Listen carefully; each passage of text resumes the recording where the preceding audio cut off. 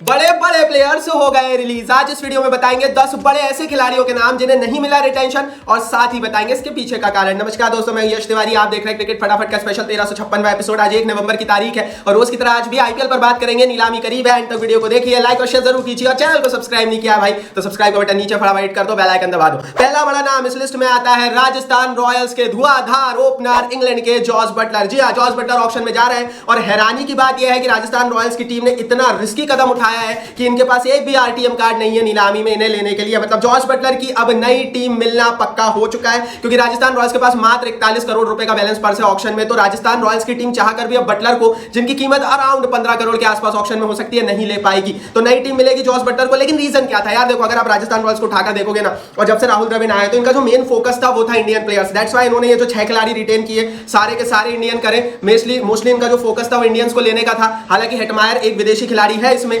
लेकिन बहुत सारे लोग ये सवाल पूछ रहे हैं कि हेटमायर की जगह बटलर हो सकते थे। लेकिन यार वही बात है कि बटलर की डिमांड्स कुछ ज्यादा थी और राजस्थान रॉयल्स की टीम वो डिमांड को फुलफिल नहीं कर पाई। बटलर चाहते थे कि उन्हें 20 करोड़ के आसपास मिले, राजस्थान रॉयल्स की टीम वो नहीं दे पाई। दूसरी बड़ी चीज है कि इंडियन प्लेयर्स पर फोकस था। दैट्स व्हाई हमने देखा कि पराग भी हो गए, सैमसन भी हो गए हैं, जयसवाल भी हो गए और बटलर को अब नीलामी देखनी पड़ेगी। मुझे ऐसा लगता है दोस्तों, बटलर अभी भी एक हैवीवेट खिलाड़ी बनेंगे। ऑक्शन में मुझे ऐसा लगता है कि वही 15 करोड़ के आसपास जाएंगे। बाकी आप बताओ बटलर ऑक्शन में कितने करोड़ में बिक सकते हैं और उसके रीजन नीचे कमेंट बॉक्स में लिख दो और बटलर के लिए लाइक बनता है। आगे बढ़ते हैं।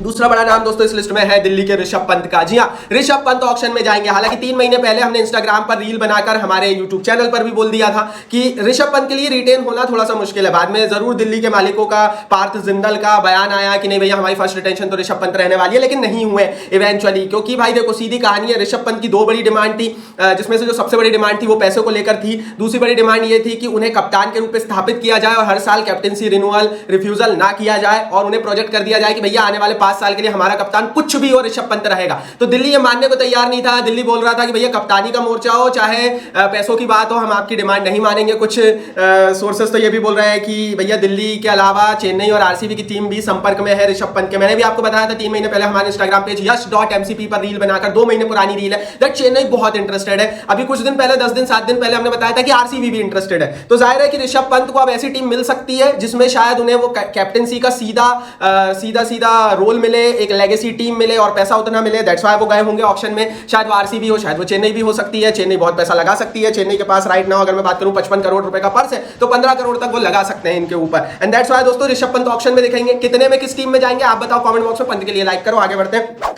तीसरा बड़ा नाम दोस्तों इस लिस्ट में है पिछले साल के विजेता कप्तान श्रेयस अय्यर का। जी हां, केकेआर की टीम ने श्रेयस अय्यर को रिलीज कर दिया। स्थिति यह है कि केकेआर के पास अब एक भी आरटीएम कार्ड नहीं है ऑक्शन में। तो श्रेयस अय्यर का वापस केकेआर में जाना तो मुश्किल है, क्योंकि केकेआर के पास 51 करोड़ का बैलेंस पर से मुझे नहीं लगता श्रेयस अय्यर के ऊपर ये 10 करोड़ से ज्यादा लगाएंगे। जैसा कि मैंने यश.mcp जो हमारा इंस्टाग्राम पेज है उस पर रील बनाकर बोल दिया था शायद आज से 6 दिन पहले कि आरसीबी इंटरेस्टेड है। और कई बड़े अखबारों की कटिंग भी मैंने रील में डाली है। आरसीबी इंटरेस्टेड है भैया श्रेयस अय्यर के ऊपर। एंड दैट्स व्हाई दोस्तों आरसीबी की टीम को अपना एक न्यू कैप्टन चाहिए। वो अय्यर में इन्हें दिख रहा होगा। दैट्स व्हाई आरसीबी की टीम ने भी मात्र 3 ही खिलाड़ी रिटेन किए हैं। ज्यादा बैलेंस पर्स रखा है नीलामी में नए खिलाड़ियों को लेने के लिए। आरसीबी ने तो अपने प्लेसेस को भी रिटेन नहीं किया। तो वो जो एक कहना चाहिए ना कि एक अलायंस बनता हुआ दिख रहा है अय्यर और आरसीबी का। क्या नीलामी में जाएंगे तो कोई भी ले सकता है, लेकिन केकेआर की टीम ने इसलिए नहीं लिया क्योंकि अय्यर खुद भी नहीं चाहते थे। एंड तक टॉक हुई, पैसे ज्यादा मांग रहे थे और केकेआर बहुत कम पैसा देना ही चाहता था हर खिलाड़ी को। किसी को भी 20 करोड़ 22 करोड़ रुपए देने की स्थिति में केकेआर नहीं था। एंड दैट्स व्हाई दोस्तों श्रेयस अय्यर अब हमें ऑक्शन में दिखेंगे। नई टीम कौन सी होगी, कितने में जाएंगे? मेरा प्रेडिक्शन आरसीबी का है। आप बता दो नीचे कमेंट बॉक्स में, अपनी राय लिख दो।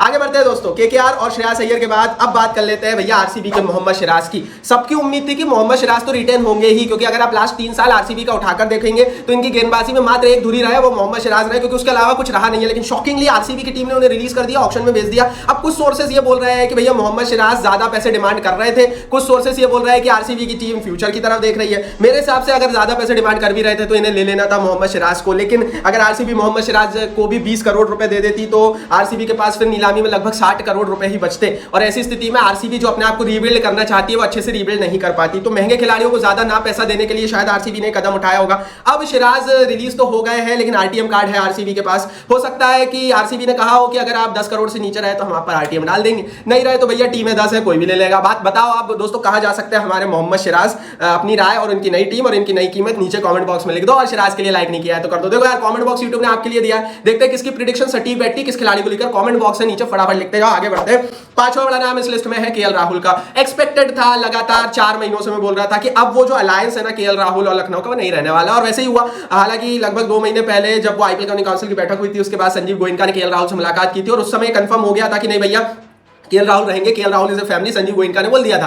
लेकिन उस समय के बाद से ही फिर खबरें वापस आने लगी कि रिलीज करने वाले हैं। 2-3 कारण हो सकते हैं। पहला बड़ा रीजन पैसों को लेकर हो सकता है वो जो क्लासन की 23 करोड़ की रिपोर्ट आई थी 15 दिन पहले, उसके बाद से ही राहुल बोल रहे होंगे यार मुझे पैसे बढ़ा कर दो। दूसरा बड़ा रीजन कप्तानी भी हो सकता है। केएल राहुल अब कप्तानी विकल्प कई टीमों के लिए बन गए हैं। आपके पास पंजाब भी एक ऑप्शन है नाउ, यहाँ पर चेन्नई की टीम है जो कि एक कैप्टनसी विकल्प ढूंढ रही होगी, गायकवाड़ की एक बड़ी रिप्लेसमेंट ढूंढने के लिए आरसीबी बैठी हुई है। तो अब कई टीम ऐसी है जिनको कप्तान चाहिए एंड मुझे ऐसा लगता है दोस्तों केएल राहुल वहां पर अब बहुत विकल्प बनेंगे। इवन केकेआर की टीम ने भी श्रेयस अय्यर को जो है रिटेन नहीं किया है। तो देखते हैं दोस्तों केएल राहुल कहां जाते हैं। मुझे लगता है केकेआर भी अच्छा पैसा लगा सकती है केएल राहुल के ऊपर। मुझे ऐसा लगता है दोस्तों कि कई टीमें इनके पीछे जाएंगी और अच्छा पैसा ही लाएंगे, लेकिन क्या वो 22 करोड़ 20 करोड़ की रेंज में जाएंगे, इस पर एक सवाल खड़ा होता है। लेकिन केएल राहुल और लखनऊ का अलायंस टूटना था, जो टूट गया है, हमारी खबर पर मोहर लग गई है। बाकी आप बता दो भाई केएल राहुल की नई टीम कौन सी होगी और कहां वो जाएंगे, कितने करोड़ में, अपनी राय नीचे कमेंट बॉक्स में लिख दो। आगे बढ़ते हैं। अब बात करते हैं भैया मिचेल स्टार्क की। मैंने नीचे डिस्क्रिप्शन बॉक्स में लिंक डाल दिया दोस्तों हमारे इंस्टाग्राम पेज की, तो इंस्टाग्राम पर जरूर ज्वाइन कर लेना, क्योंकि अब तड़कता भड़कता 1 मिनट का रील कंटेंट यस.mc भी हमारे इंस्टाग्राम पेज पर आ रहा है। छठवां बड़ा नाम है मिचेल स्टार्क। केकेआर के मिचेल स्टार्क ऑप्शन में गए। सबसे पहले हमने ये बोला था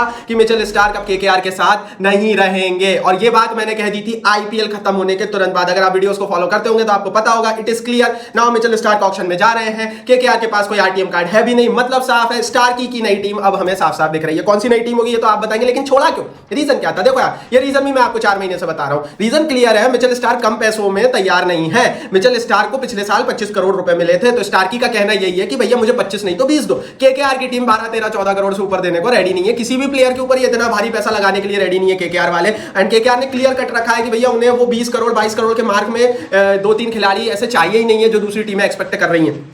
जाहिर है मिचेल स्टार्क को उनके हिसाब से पैसा नहीं मिला और इसीलिए वो ऑक्शन में चले गए। अब ऑक्शन में भैया कौन लेगा ये तो आप बताओगे ना कमेंट बॉक्स में नीचे।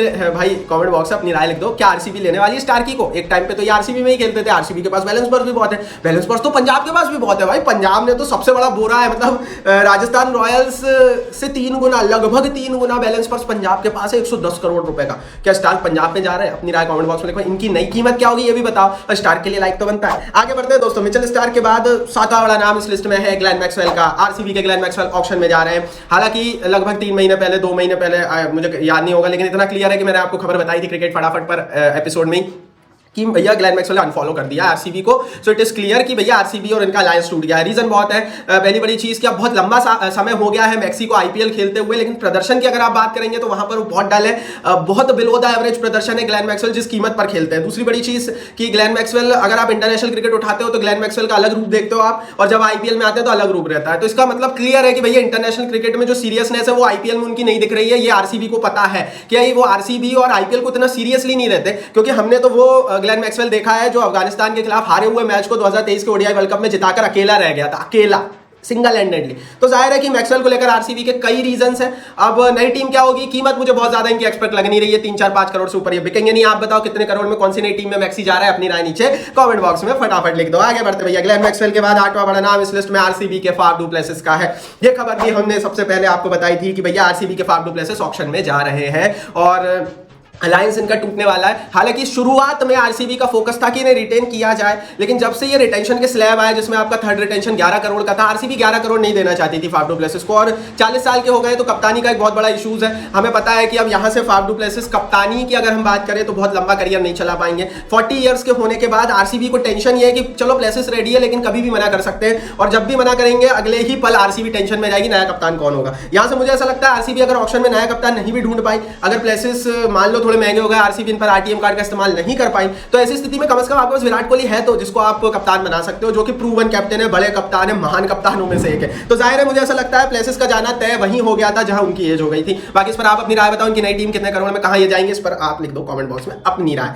आगे बढ़ते हैं दोस्तों। अब बात कर लेते हैं फाफ डू प्लेसिस के बाद ईशान किशन की। मुंबई के ईशान किशन ऑक्शन में जा रहे हैं। अभी तक 15 करोड़ में मुंबई की टीम में खेल रहे थे, लेकिन मुंबई ने 5 खिलाड़ी रिटेन किए, क्लियर कर दिया। इंडियन प्लेयर्स फोकस है, रोहित शर्मा को रोकना था, रोक लिया। सूर्या, बुमराह, पंड्या, रोहित रोहित ये कॉम्बिनेशन रिटेन कर लिया। मुंबई को ये बात पता थी कि अगर रोहित चले गए तो वो जो ब्रांड वैल्यू मुंबई की बनी हुई है वो खत्म हो जाएगी, लेकिन ईगो सेटिस्फाई नहीं होने दिया भैया रोहित शर्मा का। रोहित शर्मा को थोड़े से कम पैसे दिए। आई डोंट नो व्हाई, क्यों ये लोग ऐसा कर रहे हैं। थोड़े से 2-5 लाख रुपए कम देकर आप क्या कर लोगे मुझे नहीं पता, लेकिन हाँ बहुत अच्छा मूव मुंबई का रोहित को रिटेन करने का, क्योंकि अगर आप रोहित शर्मा को छोड़ देते, क्योंकि खबरें यही थी 70% चांस थे, तो जरूर वो प्रॉब्लम होती। अब ईशान किशन को इसलिए छोड़ा क्योंकि रोहित को भी लेना था, इंडियन प्लेयर्स रिटेन हो गए थे, एक आरटीएम कार्ड है वो यूज कर लेंगे अनकैप्ड पर, जो कि नीलामी में ये लोग। तो भैया ईशान किशन की नई टीम कुछ भी हो, पैसा उतना नहीं मिलने वाला, प्रदर्शन आया नहीं है। कमेंट बॉक्स में बताओ कहां जाएंगे कितने करोड़ में। आगे बढ़ते हैं। 10वां नाम इस लिस्ट में है डेविड वार्नर का। दिल्ली के डेविड वार्नर ऑक्शन में चले गए हैं। पिछले साल 6.5 करोड़ रुपए में खेल रहे थे, 2-3 सालों से दिल्ली में थे, लेकिन जब से उन्होंने वो रिटायरमेंट लिया है तब से दिल्ली ने फैसला ले लिया था, और जब से प्रदर्शन ड्रॉप हुआ है, आप पिछले 2-3-4 साल उठा लो अब आप, तो आपको सीधा डिप दिखेगा कि भैया वार्नर का वो प्रदर्शन नहीं आ रहा है जो आईपीएल में विस्फोटक वार्नर हमें दिखते थे, जिसके लिए वार्नर जाने जाते थे हर साल,